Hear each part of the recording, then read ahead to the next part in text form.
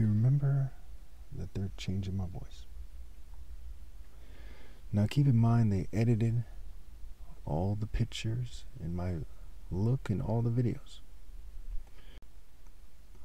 So my ex-fiance's picture is a screenshot that was taken around 2006 when I was 25 or so. Now notice the picture beneath her, Hathor, okay, has the word whore in it, which is another name for Horus. Har, whore, Haru, Heru, what have you. And Horus is a play on words for heroes. And heroes means master. And for those people who worship the devil and argumentative witches, right, it's also a root term for hero. Heros, that is. So Hathor is also known as a cow-eyed deity. People talk about her as a deity of fertility and love and motherhood. Do I believe that? Not quite. I believe she is somebody who's made of various women over time who were forced into cults, who were raped, who were assimilated. But that's where the deity in the later dynasties come from.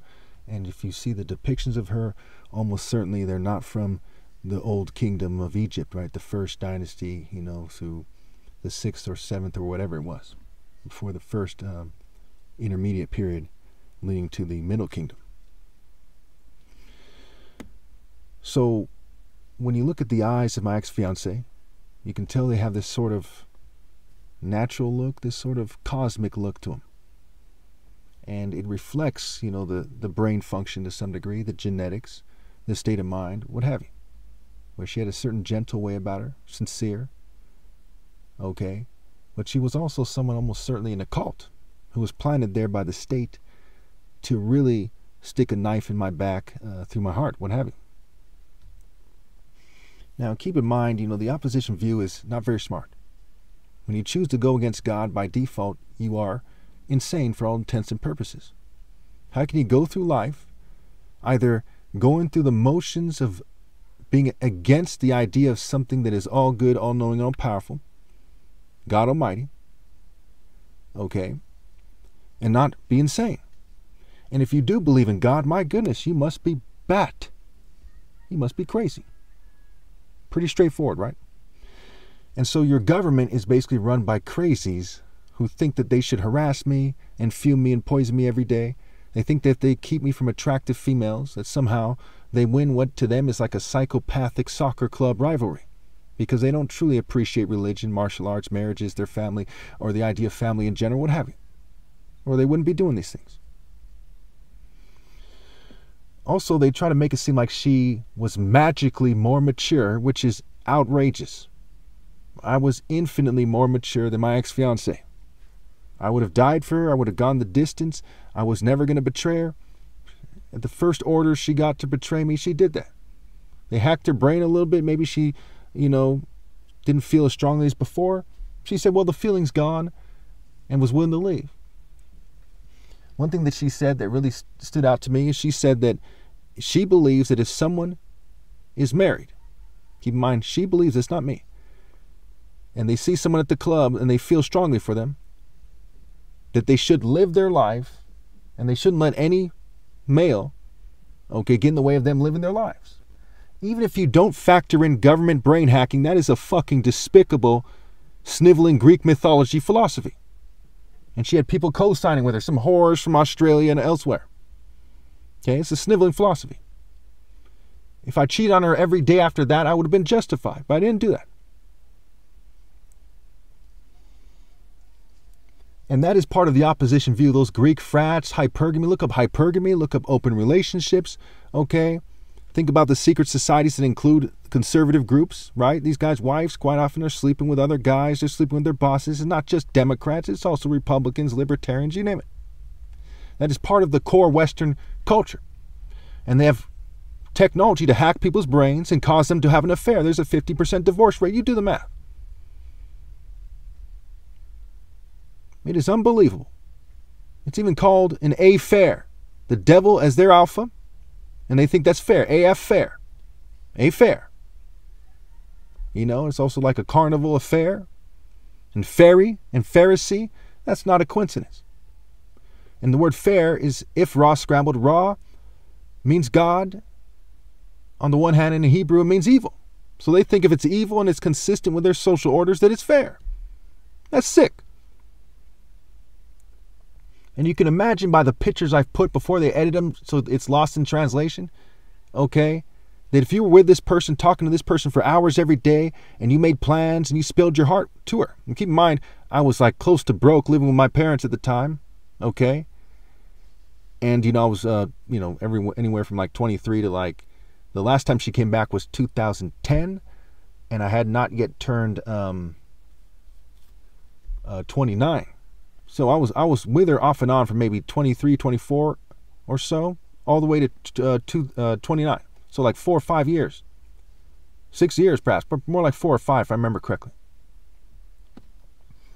And during the course of it, I asked her, I said, look, if I quit drinking and quit smoking, I can save money and see you. She said, don't worry about it.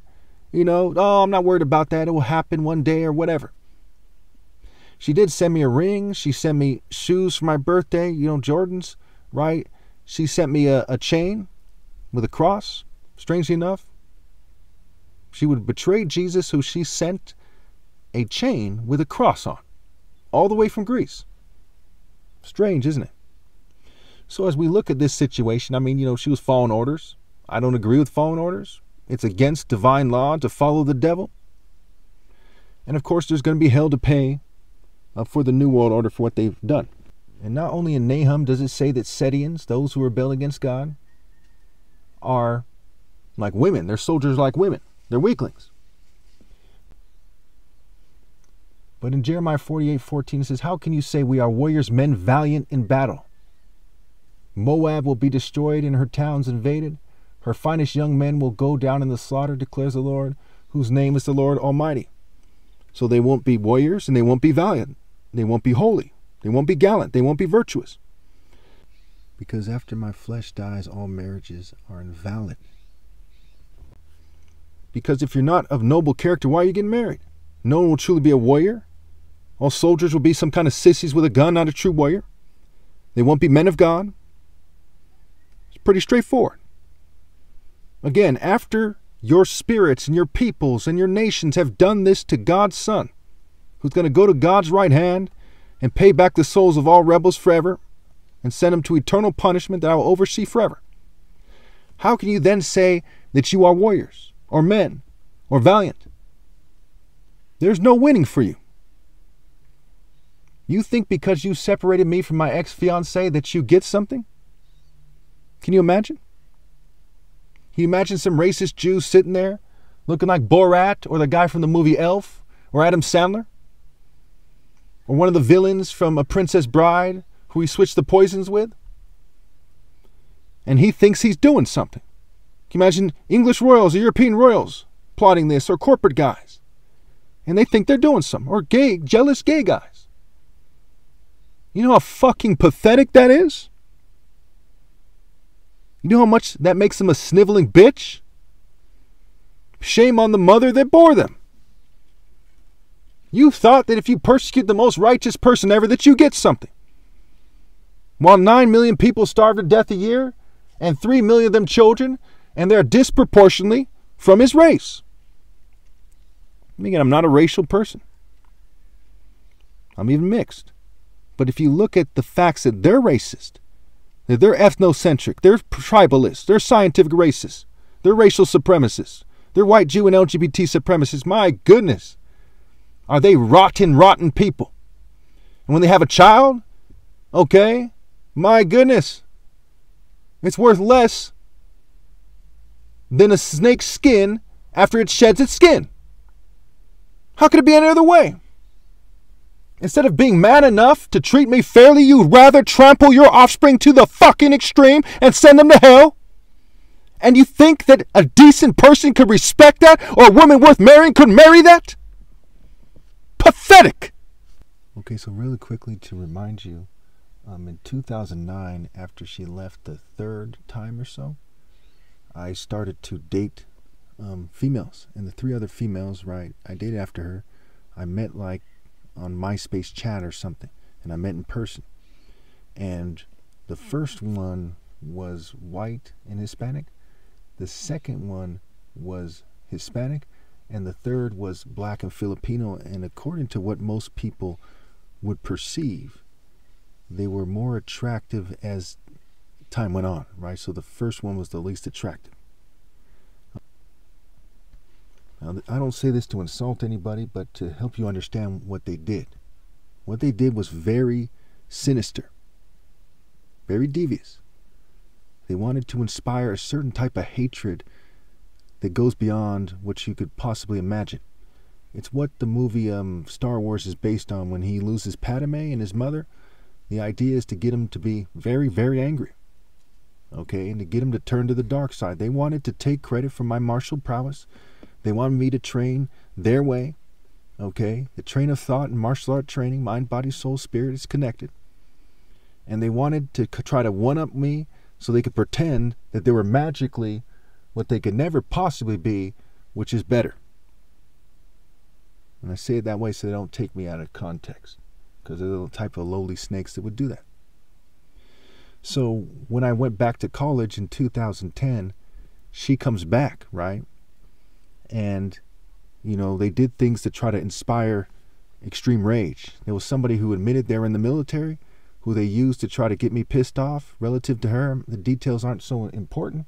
What is important is that they used people at the college, and they continued to harass me and run sops at me, on me, at the college. And they also hacked me through the college website and so on and so forth. They did a bunch of stuff to really try to make my life hard. And in spite of all that, I graduated college in 2015, because the course was a little over 4 years.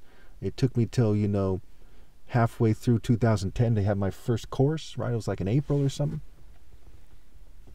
And, you know, that's that. And while I was going to college, I made my first maybe 3,000, 4,000, 5,000 videos, whatever it was, from 2000. I started making videos 2009, and by 2015, you know, I was going to college at the same time as making videos, having them run a psyop on me, and my top martial arts challenge was stated while I was in college too, 2013. So I'm doing the research for my videos, I'm doing my homework in college and giving reports and all this stuff, going to college, right?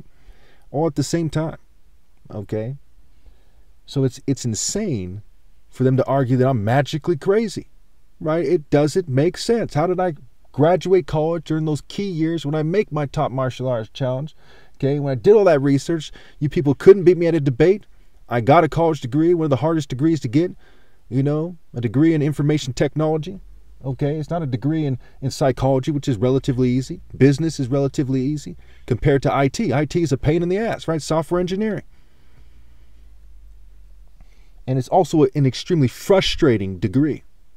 And there's all kinds of reasons for me to be mad.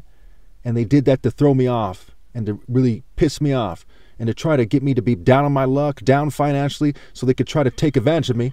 And I have every reason to believe that there was gays trying to make me gay during the process, and they've been sexually harassing me with homosexuals for many years now.